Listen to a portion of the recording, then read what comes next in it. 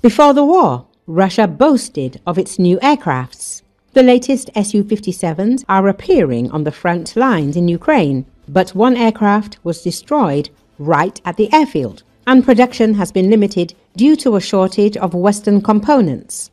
What are the capabilities of Russia's military-industrial complex? And has a crisis really begun in the fourth year of the war? The Russian defense industry is suffering under the weight of military demands and sanctions. Major programs, the Su-75, Su-57, T-14 Armata, and PAK-DA are constantly disrupted, and factories are competing for microchips, investment, and skilled labor. The National Security Journal, in the article "The Russian Army is in Crisis," examined the situation in the Russian military industry and explained whether the Russian armed forces will be able to obtain new military equipment to continue the war in Ukraine. It is noted that the Russian armed forces are having problems with defense procurement. Vladimir Putin, his generals, and admirals often make inflated promises and fail to deliver. The Russians are clearly struggling in the war against Ukraine and are unable to create the superweapon Putin so desperately needs. Russia's difficulties began immediately after the collapse of the Soviet Union. A lack of funds negatively impacted military needs. The government operated in a chaotic manner, focusing primarily on supporting the fledgling market economy and other domestic political issues. This led to the cancellation and delays of various aircraft and shipbuilding programs. It took years for the defense industry to recover. Now, in light of the war in Ukraine, Russia must once again reconsider its defense procurement for costly and ambitious programs such as the Su-75, Su-57, T-14 Armata, and PAK-DA. For example, the Su-75 stealth fighter is not produced in large quantities and is not in demand on the export market. The same applies to the Su-57, which, moreover, cannot boast outstanding combat results in the skies over Ukraine.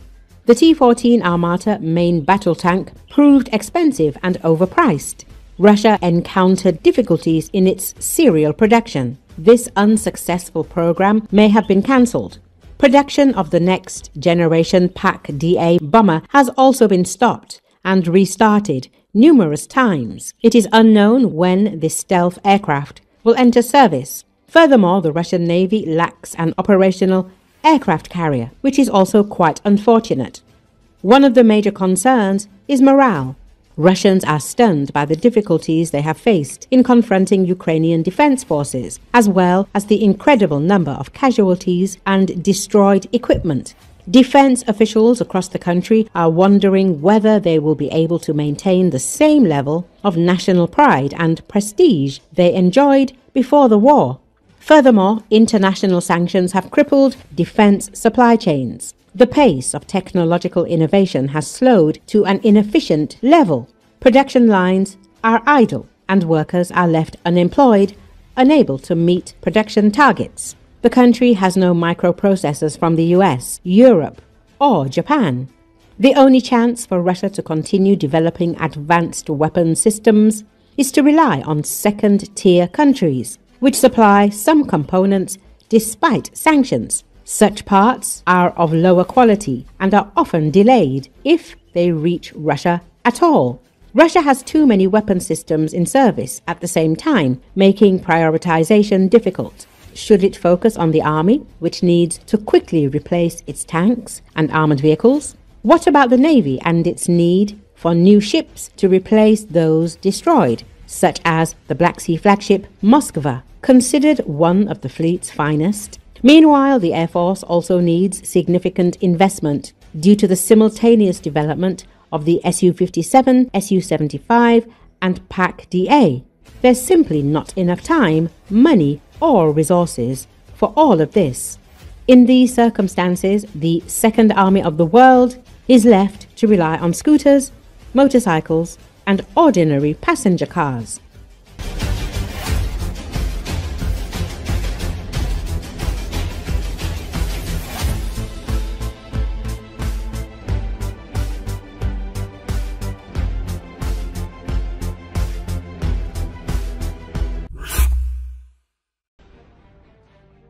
Vladimir Putin's daughter is reportedly behind the campaign to bring down Russia's foreign minister, Sergei Lavrov, as she attempts to end the war in Ukraine, according to the Daily Mail.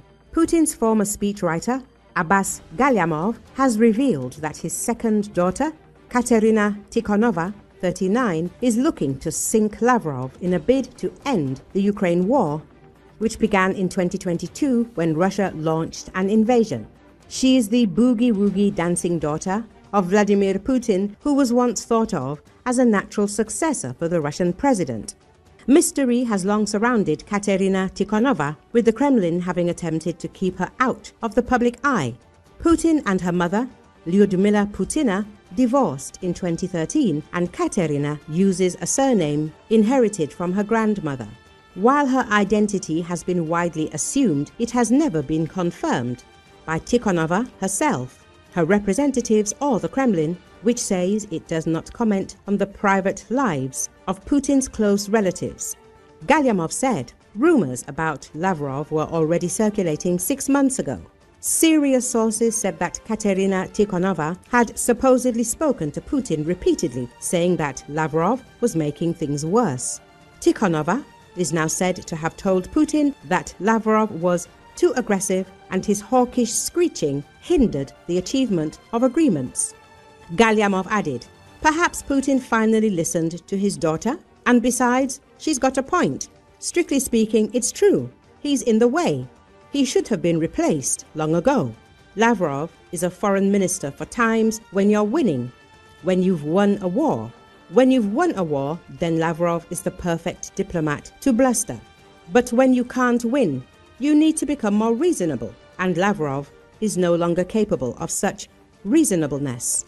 Putin and his foreign ministry were now seen as propagandists, not diplomats. Galyamov told Zvoy Vodzd media outlet. Lavrov has come to be associated with a hardline course, said Galyamov. He has long since become a kind of hawk who exacerbates conflicts rather than softens them.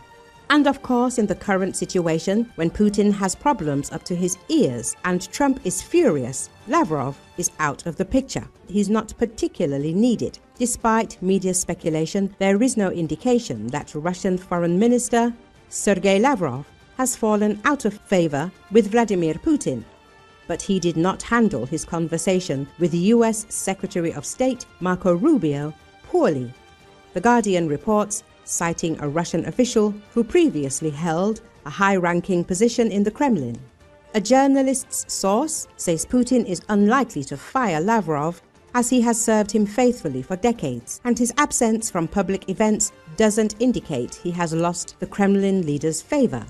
However, the Russian foreign minister did indeed ruin the conversation with Rubio with diplomatic confusion. According to the publication's source, Lavrov put forward an uncompromising set of demands during the conversation in order to appear patriotic in the eyes of the Kremlin. However, this position ultimately proved counterproductive. The source added that Putin had previously expressed irritation with Lavrov's increasingly confrontational tone and his diminishing ability to demonstrate diplomatic skill. The report said, it is noted that the Budapest summit, which was cancelled after the Lavrov-Rubio conversation, would have given Putin another opportunity to press his case with the US president, who had previously leaned toward Moscow's position on Ukraine after meeting with the Kremlin leader. Holding the meeting would also be a significant symbolic victory for Putin, highlighting his ability to travel freely throughout Europe despite efforts to isolate him.